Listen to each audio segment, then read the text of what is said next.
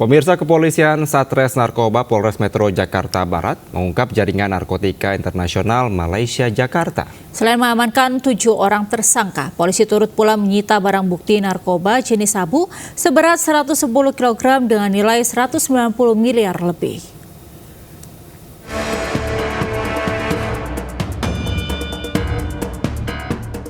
Tim Satres Narkoba Polres Metro Jakarta Barat terpaksa mendobrak pintu kamar saat menggerebek gudang narkoba jenis sabu-sabu di klaster Debang Tanjung Sari, Medan Selayang Kota, Medan, Sumatera Utara.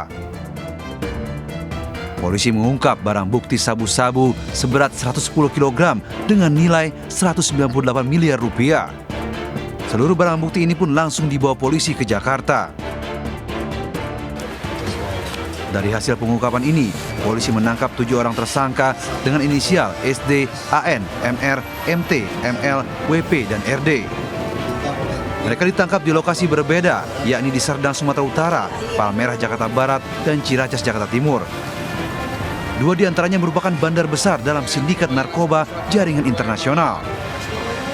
Polisi juga menyita barang bukti 2 unit mobil, buku rekening, kartu ATM, dan 2 unit telepon genggam yang mereka gunakan untuk melakukan transaksi. Indikasi terakhir akan dibawa ke Jakarta. Jadi inilah jaringan internasional yang meliputi dari wilayah Malaysia, Aceh, Medan, dan Jakarta. Keseluruhan barang bukti yang kita sita dan amankan semuanya adalah narkotika jenis sabu. Atas perbuatannya, para pelaku dijebloskan ke jeruji besi Polres Jakarta Barat dan terancam hukuman mati. Dari Jakarta, Miftahul Ghani, iNews melaporkan. Pemirsa, aparat Polsek Regol Bandung, Jawa Barat meringkus seorang pria yang mengaku sebagai perwira polisi. Pelaku berhasil menipu seorang wanita dan menggondol uang ratusan juta rupiah.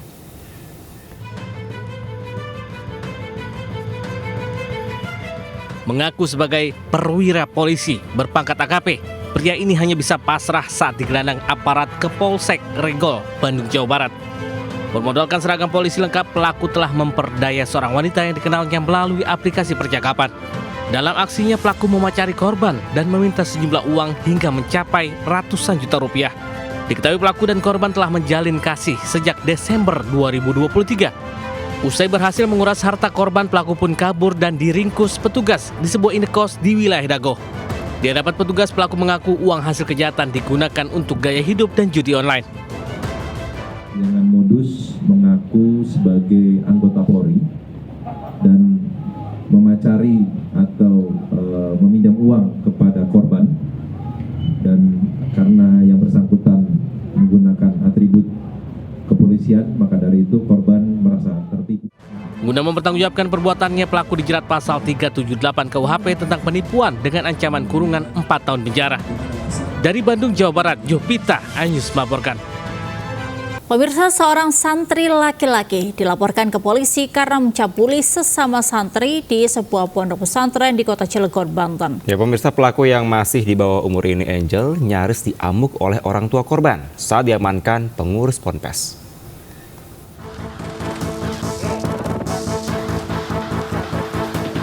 Wali santri korban pencabulan oleh sesama santri di salah satu pondok pesantren di Kota Cilegon, Banten ini emosi dan nyaris menghakimi pelaku yang diamankan di sebuah ruangan ponpes.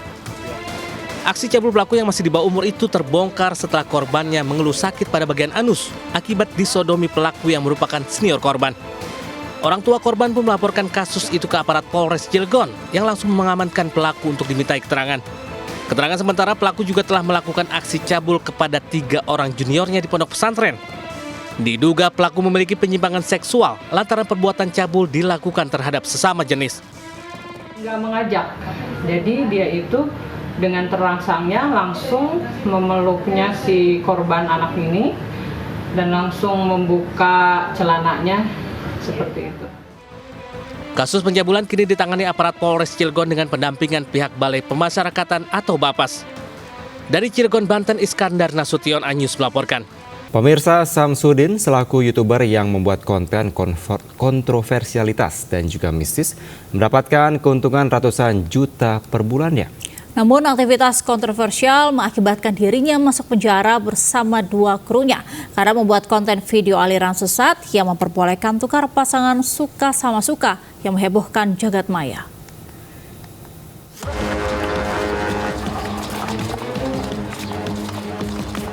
Samsudin, tersangka konten kontroversial dan mistis, kini ditahan polisi.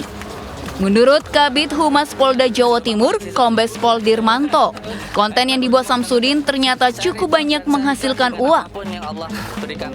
Selama 1 bulan, penghasilannya bisa mencapai 100 juta rupiah.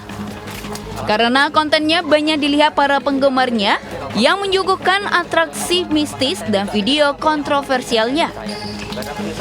Namun kini akibat konten kontroversialnya, Samsudin harus mendekam di penjara Polda Jawa Timur.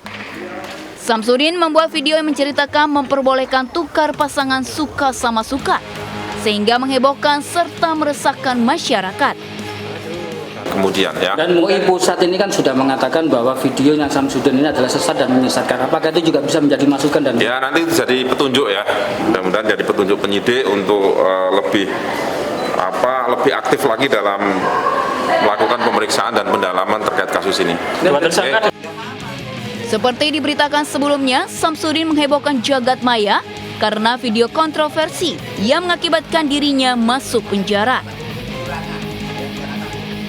Dari Surabaya, Rahmat Ilyasan, iNews melaporkan. Truk bermuatan batang kayu jati terguling di Jembatan Cinta Jepara, Jawa Tengah Selasa siang. Ya, beruntung tak ada korban jiwa dalam kecelakaan ini, namun badan truk yang terbalik beserta muatan menimpa sepeda motor Matic yang terparkir di bawah jembatan. Truk bermuatan kayu jati ini terguling ke bawah Jembatan Cinta Jepara, Jawa Tengah, mengejutkan warga. Truk terbalik menimpa 1 unit sepeda motor milik seorang warga. Kecelakaan berawal saat truk yang dikemudikan Didik Purnoto melaju hendak melintas Jembatan Cinta. Namun muatan truk terlalu berat hingga tak mampu menanjak. Truk pun mundur, menabrak pagar pembatas jalan hingga terguling ke bawah jembatan. Beruntung tak ada korban jiwa dalam kecelakaan ini. Namun akibat insiden ini, pengemudi mengalami syok dan 1 unit sepeda motor rusak parah. Untuk mengevakuasi truk, pihak Satlantas Polres Jepara menurunkan mobil krain.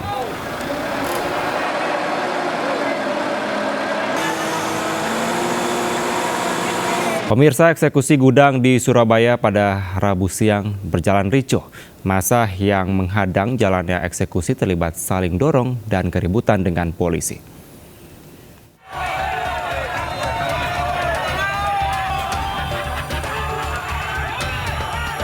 Ribuan orang bertahan di depan pintu gerbang gudang berupaya menghalangi pelaksanaan eksekusi yang dilakukan Pengadilan Negeri Surabaya di Gudang Jalan Raya Kenjeran, Surabaya. Jurusita PN Surabaya yang datang ke lokasi sengketa pun sempat tak bisa melaksanakan eksekusi setelah massa memilih bertahan. Kericuhan pun terjadi setelah puluhan personil kepolisian membubarkan barikade massa. Massa terlibat saling dorong dan keributan dengan polisi. Eksekusi ini merupakan kegiatan lanjutan setelah seminggu sebelumnya gagal dilaksanakan karena adanya perlawanan dari massa termohon eksekusi. Dan untuk pada hari ini kita hanya melanjutkan untuk mengosongkan dari barang-barang maupun bangunan yang berada di objek eksekusi. Tapi kenapa pengadilan begitu ngotot untuk supaya masalah ini tetap dilaksanakan? Eksekusi yang dilakukan PN Surabaya akhirnya berhasil dilaksanakan setelah polisi membubarkan massa dan membongkar barikade truk yang diparkir massa di depan lokasi eksekusi.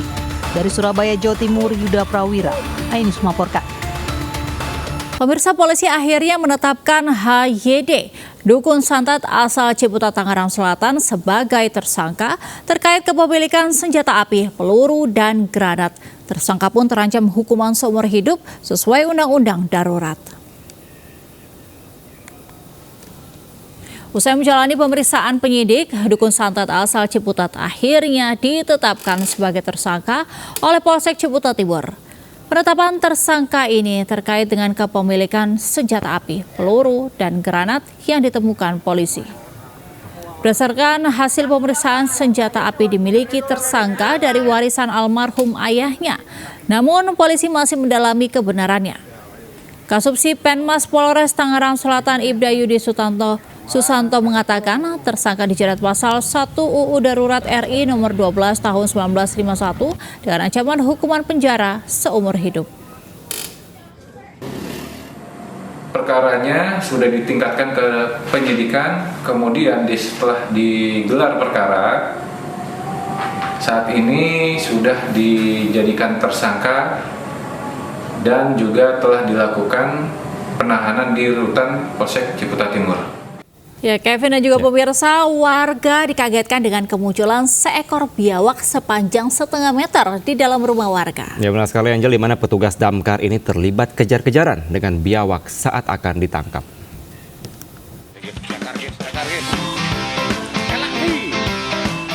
Anggota pemadam kebakaran damkar Kabupaten Sampang ini berusaha mengevakuasi seekor biawak di salah satu rumah warga di Desa Gunung Sekar, Kecamatan Kota Sampang, Madura. Evakuasi biawak sepanjang setengah meter ini berjalan dramatis karena keberadaan biawak yang sembunyi di tumpukan galon air.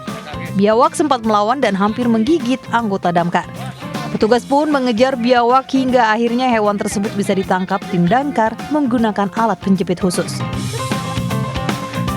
Evakuasi biawak sendiri karena sudah tahu biawak itu hewan yang agak sedikit sulit untuk ditangkap, sehingga waktu kita evakuasi itu memang kami mengalami agak sedikit kesulitan juga, kendala juga, karena biawak itu yang begitu gesit karena agresif sekali. Setelah dievakuasi, biawak diikat menggunakan tali dan langsung dibawa ke kantor damkar Sampang dan nantinya akan diberikan kepada pecinta reptil. Dari Sampang, Madura, Fatur Rohman, Ainis melaporkan. Pemirsa, gudang yang dijadikan tempat penyimpanan ikan ludes terbakar di Pelabuhan Muara Baru, Jakarta Utara. Belum diketahui penyebab terbakarnya dari gudang tersebut. Kobaran api dengan cepat membesar membakar gudang seluas 1.000 meter yang sebelumnya dijadikan sebagai tempat penyimpanan ikan di dalam Pelabuhan Muara Baru, Jakarta Utara pada Rabu dini hari. Petugas damkar yang berada di lokasi dengan cepat melokalisir api agar tidak terjadi perampatan. Belum diketahui penyebab terbakarnya gudang tersebut. Petugas sempat kesulitan memadamkan api karena titik api dengan cepat meluas. Tak ada korban jiwa dalam peristiwa kebakaran ini, sementara kasusnya kini ditangani oleh Polsek Muara Baru dan Polres Pelabuhan Tanjung Priok.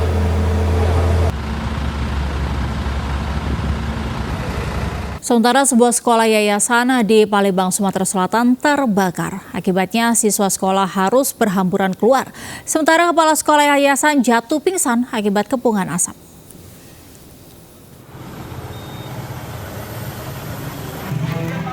Kepala Sekolah Yayasan Insan Cendekia Sriwijaya, Ahmad Ibnu Hajar, harus ditandu petugas PMI karena korban mengalami sesak nafas akibat terkepung asap pekat dari api yang membakar sekolah yayasannya, Insan Cendekia Sriwijaya, Rabu siang. Korban selanjutnya dievakuasi oleh petugas damkar dan PMI ke rumah sakit terdekat. Sebelumnya, petugas kebakaran harus berjibaku memadamkan api yang membakar gedung sekolah Insan Cendekia Sriwijaya di Jalan Banten 3, Kelurahan 16 Ulu, Kecamatan Seberang Ulu 2, Palembang. Kebakaran yang diduga dari laboratorium sekolah ini tiba-tiba mengeluarkan suara ledakan yang diduga dari kompor gas. Api dapat dipadamkan petugas damkar 30 menit kemudian. Akibat kebakaran tersebut, siswa sekolah yang saat itu sedang belajar berhamburan keluar akibat panik melihat asap hitam yang mengepul masuk ke ruang kelasnya. Kebakaran di pesantren Sumber Salam. Jadi saat kami sampai ke lokasi di sini, kondisi asap ada di dalam rumah di bagian bawah dan bagian atas. Asal mula api dari mana nih Bang? Perkiraan dari kompor, perkiraan. Jadi saya juga belum melihat secara jelas. Ada juga yang menyampaikan kemungkinan juga dari konslet. Beruntung, kebakaran tidak mengakibatkan korban jiwa. Akibat kebakaran, pihak sekolah mengalami kerugian puluhan juta rupiah. Dari Palembang, Sumatera Selatan, Muhammad David, iNews melaporkan. Banjir yang melanda 9 kecamatan di Kabupaten Cirebon, Jawa Barat merendam 20.000 rumah di 36 desa Rabu sore. Ya, banjir yang disebabkan meluapnya Sungai Cisanggarung, Ciberes, dan Sungai Beringin mengakibatkan 83.000 jiwa terdampak dan 2 warga dikabarkan tewas akibat tersetrum dan terpeleset.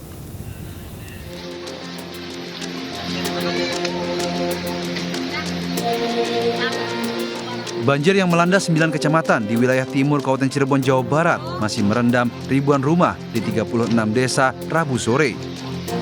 Banjir diakibatkan luapan air sungai Cisanggarung, Ciberes, dan Sungai Beringin. Ketinggian banjir di sejumlah titik mencapai 2,5 meter. Sejumlah petugas dengan perahu karet disebar ke sejumlah lokasi terparah seperti di Desa Sidaresmi, Kecamatan Pabedilan untuk mengevakuasi anak-anak, wanita, dan lansia. Warga mengaku banjir kali ini terparah dalam beberapa tahun terakhir. Derasnya arus air kiriman dari hulu Kabupaten Kuningan membuat Sungai Cisanggarung meluap dan mengalir deras ke rumah-rumah warga. Warga pun mengungsi di tempat yang lebih aman tanpa membawa harta benda semuanya. Datangnya air yang tiba-tiba membuat warga tak sempat menyelamatkan barang-barang miliknya. Rumahnya gimana banjir? Parah banjirnya, Bu. Berapa meter, Bu? 1 aja berapa meter? 3 meter berarti. Tenggelam dah, Bu. Iya. Terus ini ngungsi sama siapa aja, Bu? Sama cucu, sama ini. Semuanya ngungsi. Dari catatan BPBD Kabupaten Cirebon, terdapat 36 desa di 9 kecamatan yang terdampak banjir. 9 kecamatan yang terendam banjir yakni Kecamatan Walet, Karangwareng, Ciledug, Pasaleman, Pabedilan, Pangenan, Babakan, Gebang, dan Pabuaran. Sedangkan jumlah rumah yang terendam banjir mencapai lebih dari 20.000 rumah warga. Petugas juga mendata terdapat 83.000 jiwa yang terdampak banjir kiriman dan luapan sungai. 9 kecamatan, 36 desa. Tadinya kan 7 kecamatan, tapi karena tambah Pabedilan meluas ya, Pak? Meluas karena air. Ya. Untuk rumah tadi berapa, Pak? 2.000 apa 20.000? Oh, 2.000 berarti ya? Sorry, 20.000. 20.000 rumah ya? 20.000 rumah. Setelah itu semua kecamatan? Iya, maksudnya itu perkiraan kasar lah. Ya. Kan kita belum asesmen mendetail. Nah, yang evakuasi. Sementara banjir luapan sungai Cisanggarung di Kecamatan Pabedilan menenggelamkan parkiran sepeda motor di pabrik sepatu Rabu siang. Ribuan motor pekerja yang masuk pagi tenggelam dan mogok tergenang banjir setinggi 80 cm. Pihak perusahaan pun menutup seluruh aktivitas pabrik dan memulangkan seluruh karyawannya. Saat ini petugas gabungan bersama pihak perusahaan mengeluarkan seluruh kendaraan yang terjebak banjir. Dari Cirebon, Jawa Barat, Toy Iskandar, iNews melaporkan.